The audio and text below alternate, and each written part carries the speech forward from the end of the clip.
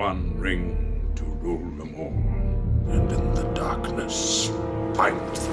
What if the One Ring from Lord of the Rings wasn't a fiction? Not literally, but the idea behind it. One mechanism that gives whoever holds it control over everyone else. That mechanism is real. It's called SWIFT. SWIFT. A tool so powerful that nations bow to it. Economies collapse without it, and nobody has managed to build an alternative that actually works. 90% of every international dollar transfer on Earth passes through this single choke point. The banks technically own it, but Washington and Brussels hold the kill switch. And when they use it, entire economies go dark. Iran lost 80% of its currency value overnight. Russia's stock market shut down completely. This isn't just infrastructure. It's the most powerful financial weapon ever built. And the people who control it get to choose who trades and who doesn't. China, Russia, India, and dozens of other countries across the BRICS bloc are all trying to escape, but none of them have broken free. By the end of this video, you'll know exactly who really runs the global payment system, why, and what this means for your business. My name is Bertrand, I'm the CEO of Statrys. We move money across borders for entrepreneurs. That means I see this system from the inside, the mechanics, the cost, the things nobody explained to you. That's what this channel is, the view from behind the curtain. Subscribe if you want the insider perspective on global money.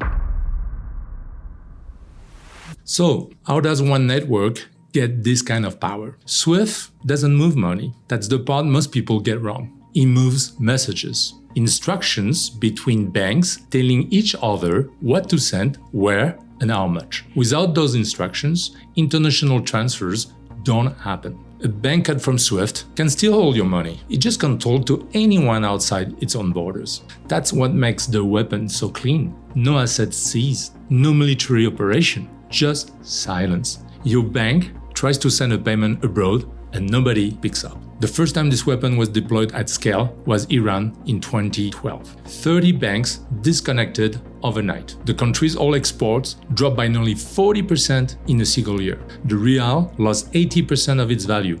Iran's government went looking for any door still open. They tried to make deals with other countries, but none of it was enough. 3 years later, Iran came back to the negotiating table.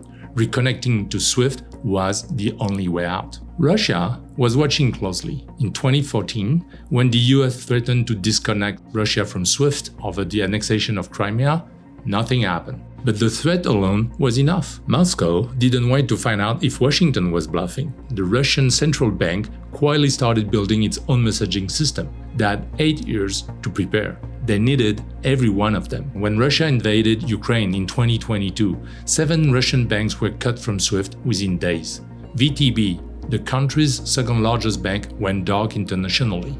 The ruble lost nearly half of its value in 24 hours and the Moscow Stock Exchange shut down. The central bank raised interest rate by 11.5 percentage points in a single emergency move just to stop the freefall. But look at who was not on that list. Sberbank, Russia's biggest bank, Gazprom Bank, the institution handling most of Russia's oil and gas payments to Europe, both deliberately left connected because German factories still needed Russian gas, because European households still needed heating. Some call that strategic restraint, others call it hypocrisy. I'm not in a position to judge, but either way, it tells you something important about how the systems operate. The kill switch exists, and the people holding it get to choose when to press it and when to look the other way. That decision is based on interest. Cut off in 2022, Moscow didn't reconcile. It started building, and in doing so, it became the figurehead of something much bigger, a growing list of countries that looked at SWIFT and decided the risk of depending on it was no longer acceptable. If one network can be weaponized, every country that could end up on the wrong side of that decision has a reason to build its own. China didn't wait for a crisis. They launched CIPS, the cross-border interbank payment system, in 2015. Today, it connects over 1,600 financial institutions across 180 countries. Those numbers sound great, but more than 80% of CIPS transactions still rely on SWIFT's own messaging infrastructure to get processed. China built an alternative payment system that runs on the very network it's trying to replace. And the yuan still accounts for roughly 3 to 4% of global payments. You can't dethrone SWIFT without first dethroning the dollar. And that's a generational project, not a product launch. Russia's system was born out of fear, not ambition. SPFS went live after the 2014 Crimea crisis, and by 2022, it was handling nearly all domestic interbank traffic. Domestically, it works. Internationally, it has about 177 foreign participants across 24 countries, almost entirely nations that are themselves under Western sanctions or expect to be. Iran's banks have joined, so have a handful of Central Asian institutions. Two economies locked out of the global system, finding each other outside it. That's not a SWIFT replacement.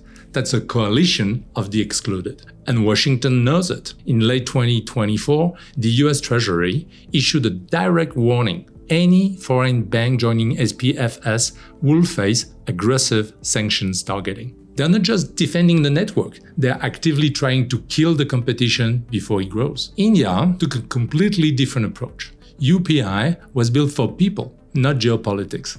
India receives $129 billion in remittances every year. Workers in Singapore, the UAE, the UK sending money home to their families. UPI is now live internationally in several countries, processing those transfers instantly and almost for free. It doesn't compete with SWIFT for the big institutional flows.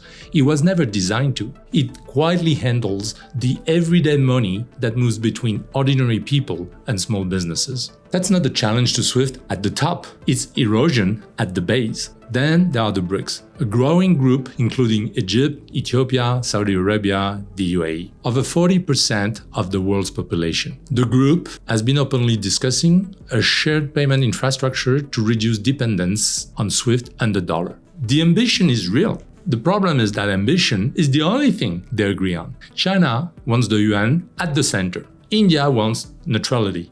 Russia wants anything that works. Saudi Arabia wants to keep Washington happy while hedging his bets. Building a new payment system is hard enough. Building one where every architect wants a different blueprint is close to impossible. And that's the pattern across every alternative. The technology works, the incentive doesn't. Why would a bank in Germany, Japan, or France abandon decades of SWIFT integration for something new? They aren't sanctioned. SWIFT works perfectly fine for them. The only countries building alternatives are the ones already locked out or afraid they will be. Still, the world is slowly moving from one system to several. The question is how fast and whether any of them can actually stand alone. Every alternative we've just talked about has one thing in common. They're all controlled by a government. The BRICS want their own version, but somebody will run that too.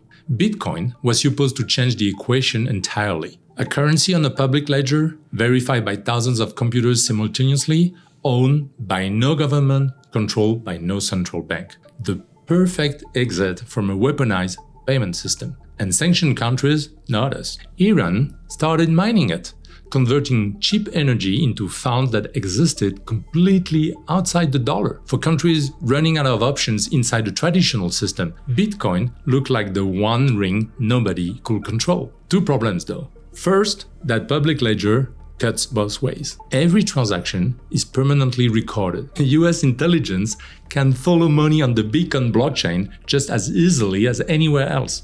Privacy is not a feature, it's a myth. Second, commerce doesn't run on volatility. Nobody invoices a container of steel in a currency that moves 20% in a week. You can't price a shipment today if you don't know what it's worth tomorrow. For now, Bitcoin is a speculation vehicle. It's not money you can do business with. So, sanctioned economies turn to stablecoins instead.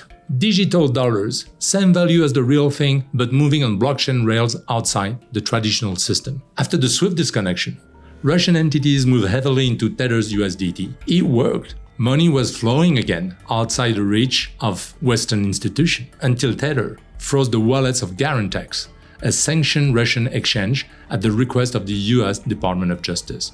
$28 million seized in a single action. And the other major stablecoin, USDC, issued by Circle, holds its reserves almost entirely in US Treasury securities. It is legally required to comply with American sanctions. Washington tells it to freeze your funds, it freezes your funds. Both of the world's dominant stablecoins are, at their core, dollar instruments under US jurisdiction. You move off SWIFT, you're still inside the dollar. The leash just got longer, it didn't disappear.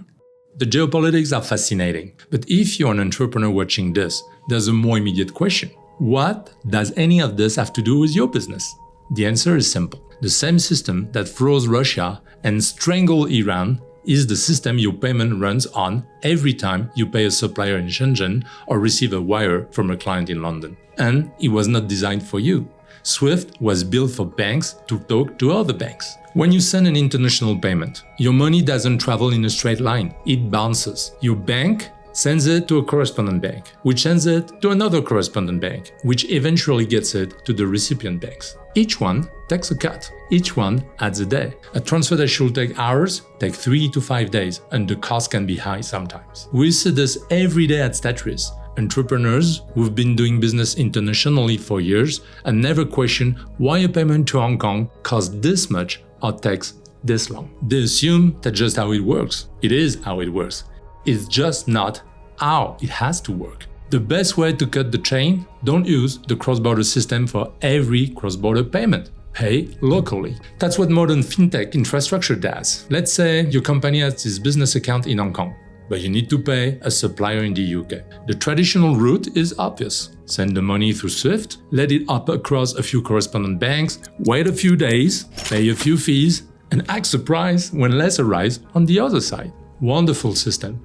Now, if your payment is executed locally in the destination country, the chain becomes much shorter. Instead of pushing that transfer through multiple international intermediaries, the funds are settled using local payment rails in that market. In simple terms, your UK supplier gets paid via local UK transfer, not like a complicated international wire pretending to be efficient. Fewer hops, fewer fees, less waiting.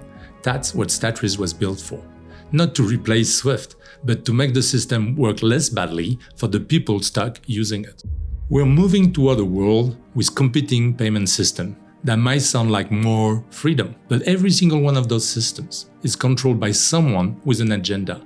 You don't get a neutral network. You get to pick with rules you play by. For governments, that's a geopolitical chess game. For you, running a business that moves money across borders is something much more practical. How much are you paying for every international transfer? How many days are you waiting? And have you ever actually looked at the FX rate your bank gave you versus the real one? Most entrepreneurs haven't. It's worth checking.